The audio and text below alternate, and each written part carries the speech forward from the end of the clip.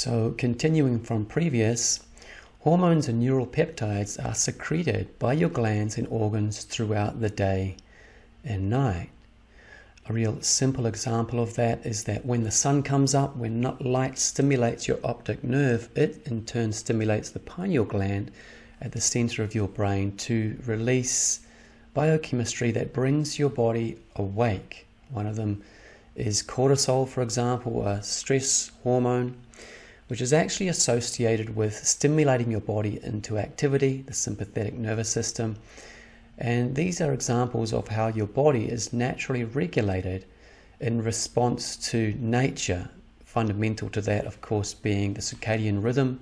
The sun comes up, the sun comes down. When the sun comes up, we're awake, activity takes place, the sun goes down. Generally speaking, we go to sleep, we recover and repair.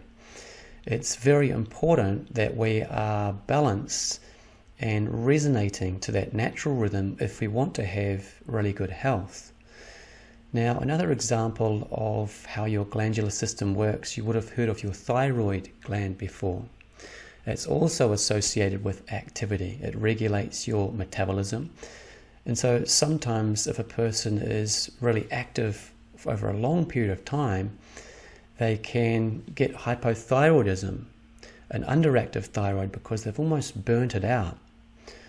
All right. Another example of this would be, and this is a common thing, is that if you get a stressful situation, your body is naturally going to respond on a hormonal level.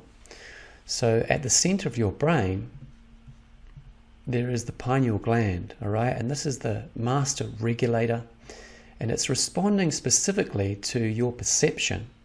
So if you're perceiving a stress, say that a dog suddenly lunges out from a neighbor's property and then starts barking at you, then regardless of who you are, unless you're perhaps a Navy SEAL and have nerves of steel, so to speak, then your heart rate's probably going to jump into a much higher level. Now, as that's taking place, what's happening is that your pituitary gland is stimulating the release of this adrenocorticotropic hormone, ACTH, which moves into your bloodstream and triggers a release from your adrenal gland.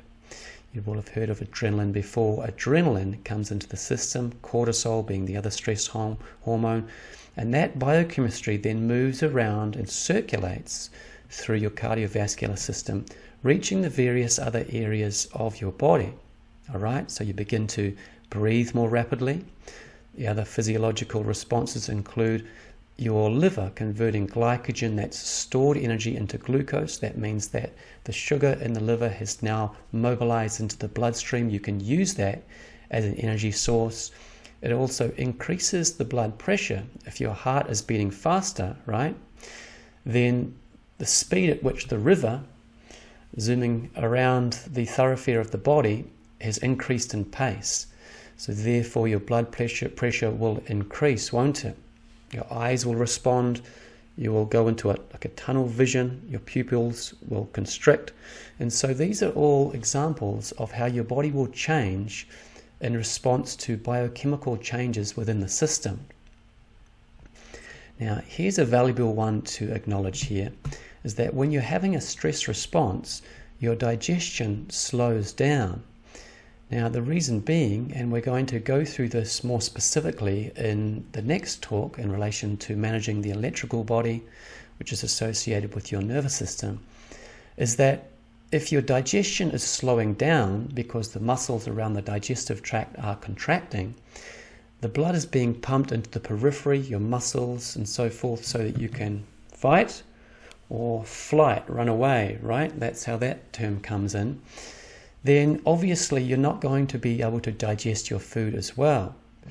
And so if you are stuck in this stress response chronically because you're perceiving the world to be stressful, you can see how this in effect is a process of degeneration. Your body's breaking down its resources to manage what should have been just an acute situation. The dog just barked at you. There's no need to have an elevated heart for the entire day. And yet, unless we can regulate our system, that is precisely what's going to take place. We'll find that everything becomes a stress. We're jumpy for the rest of the day, right?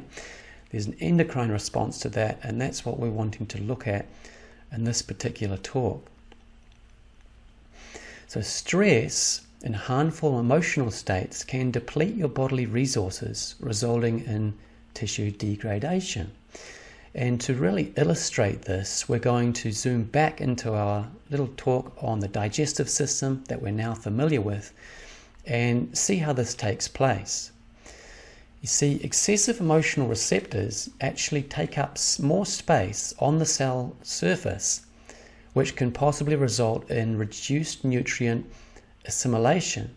If you'll recall in the previous discussion on the digestive tract, we talked about how food has to move from the blood vessels and into the actual cells to be able to be assimilated and utilized by those cells. Now here you may have seen what's popped up here is, and this is a symbolic representation of an anger receptor. All right.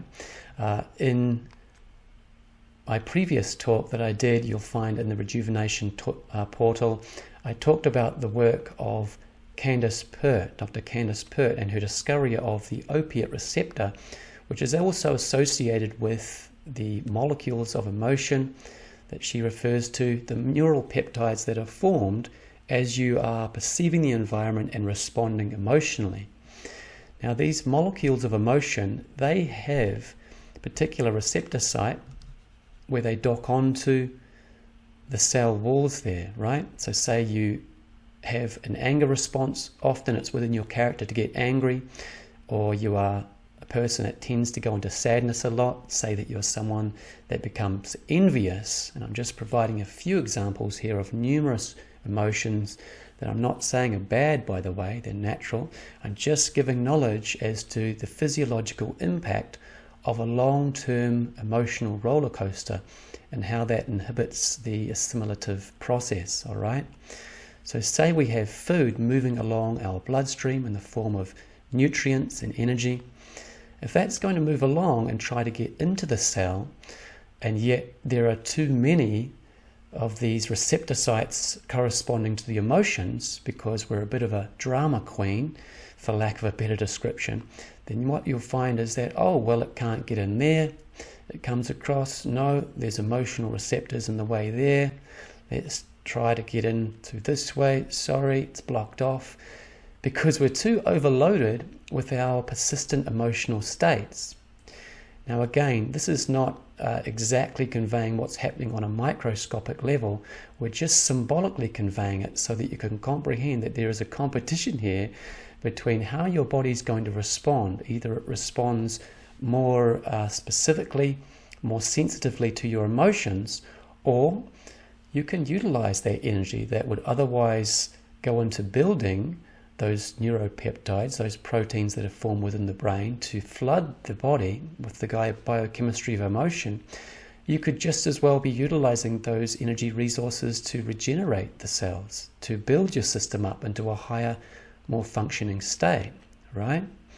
So if the cells aren't getting the nutrients that they need because it's tied up with other physiological functions, i.e. handling the drama, the cells can become starved of nutrients. Of course, anything that becomes starved of nutrients becomes weakened, degenerate at a faster rate, and this, of course, accelerates the aging process. As you'll know, on the macroscopic level, say you're working and you don't get a lunch break, what happens to you? You begin to feel very sluggish. You might begin to feel very irritated. You might get angry at your boss or the working situation. I should have a lunch break. And that's because that's correct. Your system needs regular food and sustenance to function well. Remember what we talked about in the last presentation is that our overall feeling state is a direct consequence of the microscopic state that is happening within our cells, within our body. So if you have all of the cells trying to do a job and they're not getting their lunch break, they're going to pass that frustration up to you on the macroscopic level, and you're going to feel that in terms of how your mood responds. So coming back to this stress response, we can see that if this continues, what you'll find is that over time, your cells are not able to remodel themselves as effectively.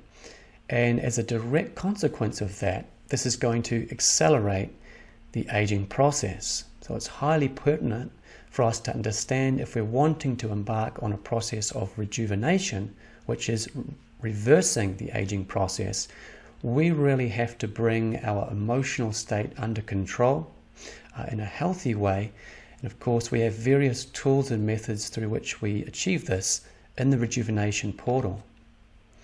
So by neutralizing the emotional triggers, your body can maintain a regenerative state and utilize its resources more effectively. So we've talked about that generally in the previous talk relating to digestion. In the next talk, in relation to managing the electrical level, which corresponds to your nervous system, we're going to talk about the psychological elements that really influence how the system operates in this way. Thanks again for watching. I'll see you in the next one.